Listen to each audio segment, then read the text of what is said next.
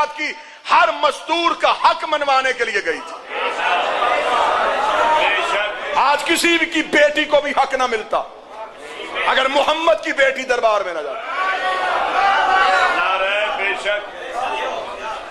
دربار میں جب گئی ہے تو دربار میں جا کے بی بی نے مقدمہ لڑا ہے.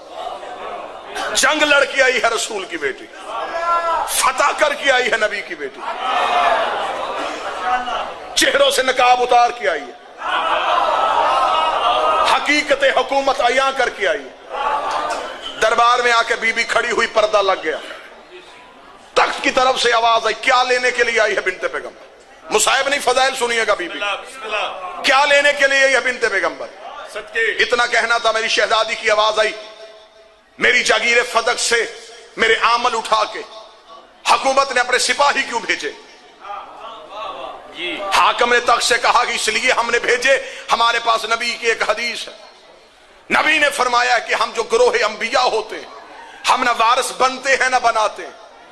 اس حدیث کا سہارا لے کے ہم نے اس جاگیر پہ قبضہ کر لیا, کیونکہ نبی کہہ کے گئے تھے کہ ہمارا وارث کوئی نہیں ہوتا, لہذا ہمارے پاس حدیث تھی, ہم نے تیری جاگیر پہ قبضہ کر لیا.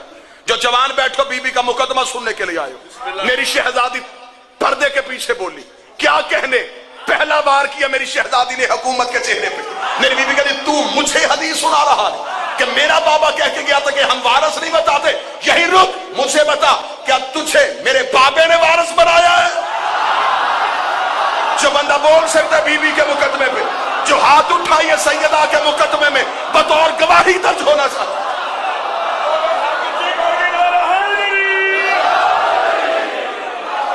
بی بی نے کہا مجھے بول کے بتا, تو حدیث پڑھ رہا ہے کہ میرے بابا نے تجھے کہا تھا کہ ہم وارث نہیں بناتے. اگر میرا بابا وارث نہیں بناتا تو پھر تجھے کس نے بنایا؟ اگر تو یہ کہے کہ تجھے میرے بابا نے بنایا, پھر 3 دن سقیفہ میں جھگڑا کیوں ہوا؟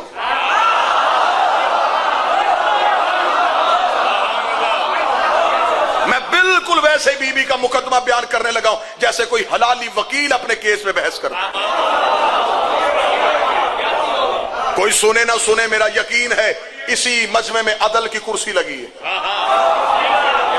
زہرا کا بیٹا بیٹھا ہے, زندگی موت ہے میرے اس بادشاہ کے ہاتھ میں جو اس مجلس میں شریک ہے. میرا مالک چاہیں گے تو یہی سانس ختم کریں, مجھے پھر بھی قبول, لیکن یہ حق دنیا تک پہنچاؤں, یہ مقدمہ دنیا تک پہنچے. میرے بادشاہ نے کہا تھا کہ زندگی میں اپنے بچوں کو 2 چیزیں یاد کروا دو, تمہاری قوم ہمیشہ زندہ رہے گی. ایک میری دادی کا فتق والا خطبہ یاد کرواؤ, ایک میرے نانے کا غدیر والا خطبہ یاد کرواؤ.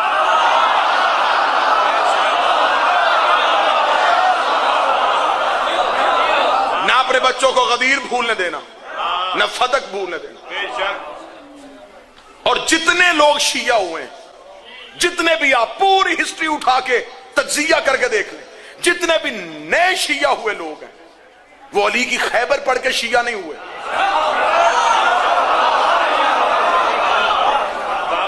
وہ خندق سے شیعہ نہیں ہوئے, وہ ہجرت سے شیعہ نہیں ہوئے. کسی بھی نئے شیعہ ہوئے بندے کے سر پہ قرآن رکھ کے پوچھو کیوں شیعہ ہوا, مگر شیعہ ہوا ہوں زہرا کا حق پڑھ کے.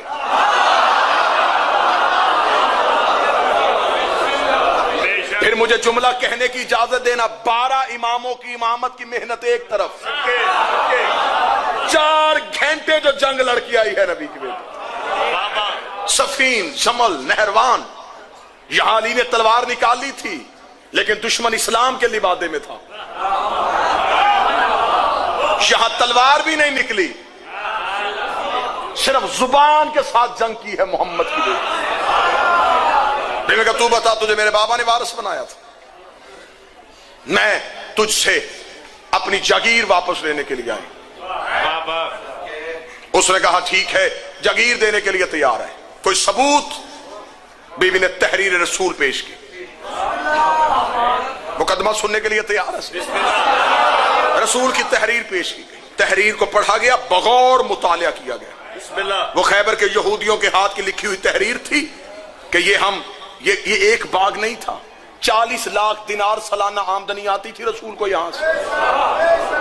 اس کے اندر 7 باغات تھے, 40 کنویں تھے, کئی چشمے تھے, بہت بڑی جگیر تھی، یہ پوری ایک پٹی تھی. یہ خیبر کے یہودیوں نے نبی کو لکھ کے دی تھی. یہودیوں کی تحریر تھی کہ یہ ہم مسلمانوں کے رسول محمد ابن عبداللہ کو دیتے. نیچے نبی نے نوٹ لکھا ہوا تھا کہ یہ میری ذاتی جگیر ہے، میں اپنی بیٹی فاطمہ کو دے رہا ہوں. اور نبی نے اس تحریر میں لکھا تھا کہ میں حکم قرآن دے رہا ہوں، کیونکہ خدا نے کہا تھا آت ذی القربی، اپنی قریبی عورت کو اس کا حق دے. اگر بیٹیاں 4 ہوتی تو وہ اس جگیر میں وارث ہوتی. آج بندے کہتے نہیں جی وہ اصل میں بی بی کا حق نہیں بنتا تھا. انٹرنیٹ پہ ڈاکٹر طاہر القادری کا بہت لمبا ایک لیکچر پڑا ہوا، نہیں یہ حق نہیں تھا بی بی کا. اگر حق نہیں تھا تو خیبر فتح ہوا ہے 7 ہجری میں، رسول دنیا سے ظاہری طور پہ گئے 11 ہجری میں. 4 سال یہ جگیر نبی کے پاس رہی. اگر اس میں امت کا حق تھا نبی نے دیا کیوں نہیں؟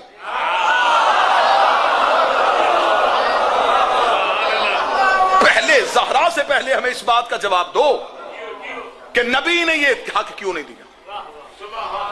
بی بی نے کہا میں تحریر پیش کرتی ہوں. تحریر پیش کی گئی، تحریر کو پڑھا گیا. سنیے گا مقدمہ. تحریر کو پڑھنے کے بعد حکومت کی طرف سے یہ اعلان ہوا کہ اس تحریر پہ گواہ پیش کیے جائیں. بی بی نے کہا میں گواہ پیش کرتی ہوں. بی بی نے کہا میری گواہیاں نوٹ کی جائیں. میرا پہلا گواہ میرا شوہر امیر المؤمنین،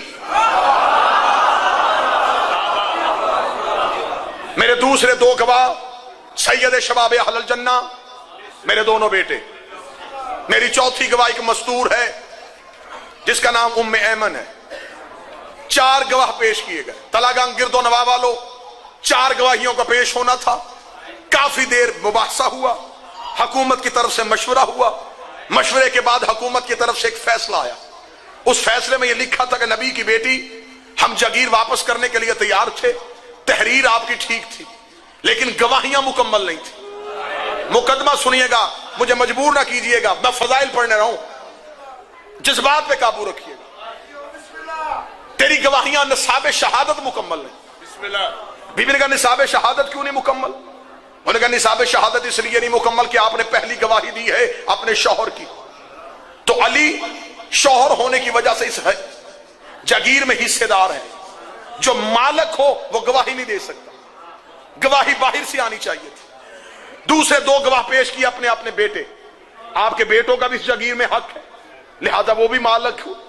چوتھی گواہی ہم قبول کرنے کے لیے تیار تھے لیکن کیونکہ تیرے بابا کی شریعت ہے کہ اگر عورت مرد کے مقابلے پہ گواہی دے گی تو 2 عورتوں کی گواہی ایک مرد کے مقابلے پہ مانی جائے گی. لہذا عورت ایک تھی، اس کے ساتھ دوسری عورت کوئی نہیں تھی، لہذا نصاب شہادت مکمل نہیں.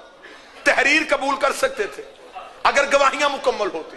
کیا کہنے نبی کی بیٹی، نبی نے تحریر واپس لے لی. نبی کی بیٹی نے گواہیاں نہیں بدلی.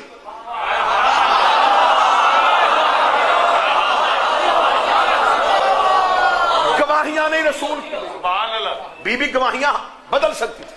جوار صادق صاحب بی بی کے پاس گواہ تھے. انہوں نے مولا علی کی گواہی کو جھٹلایا، بی بی جناب سلمان کو کھڑا کر دیتی، حضرت ابو ذر کو کھڑا کر دیتی، جناب مقداد کو کھڑا کر دیتی. بی بی نے مقدمہ واپس لے لیا، گواہ نہیں بدلے.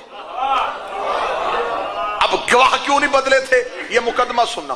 گواہ بی بی نے اس لیے نہیں بدلے کہ قرآن کی اعتبار سے فقہ کا قانون ہے اگر کوئی کسی مومن کو جھوٹا کہے تو وہ بن جاتا ہے فاسق.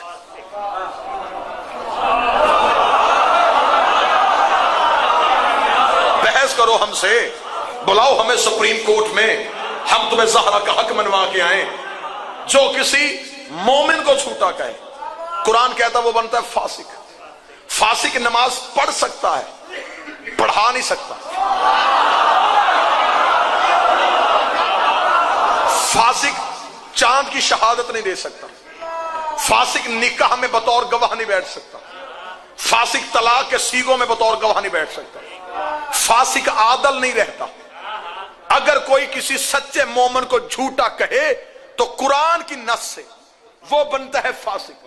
اور معاذ اللہ ثم معاذ اللہ اگر کوئی قرآن کو جھوٹا کہہ دے تو وہ فاسق نہیں بنتا. قرآن کہتا وہ بن جاتا ہے کافر. फिर उसे दोबारा कलमा पढ़ने की जरूरत होती, क्या कहने, नबी की बेटी तो इतनी बड़ी जंग लड़की आई है कि तेरी मसलहत जमाने की समझ में नहीं आ गई। बीबी ने गवाहियां पेश करके गवाहियां वापस ले ली। बीबी गवाहियां बदल सकती थी, नबी की बेटी ने गवाहियां नहीं बदली। बीबी ने फरमाया गवाहियां इसलिए नहीं बदली कि तूने अली की गवाही को झुटलाया है, और मेरे बाबे की हदीस अल कुरान व अली व अली मा अल कुरान, कुरान अली के साथ है, अली कुरान के साथ है। तूने हसन हुसैन को झुटलाया है, हसन हुसैन भी कुरान के वारिस है।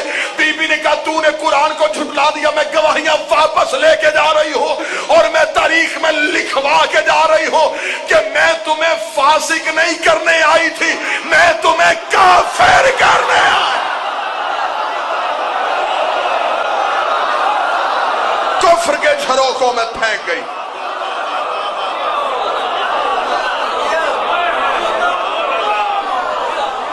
मैं तुम्हें दोबारा तुम्हारे दीन पे पलटाने के लिए आई थी।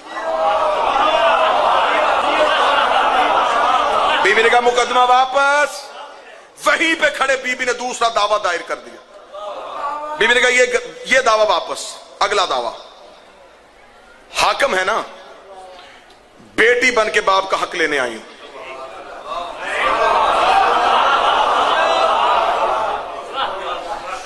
मालकन वाला दावा वापस ले लिया। अब एक बेटी है, उसके बाप क्या, एक जागीर का टुकड़ा है।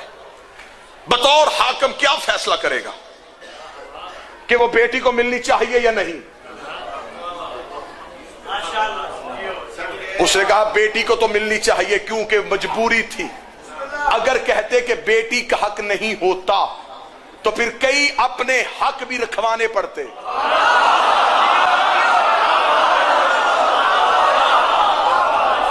आप समझते हैं कि खतीब आजाद होकर तकरीर करता है, हम पिंजरे में बंद होकर अपनी कौम की वकालत करते हैं। बीबी ने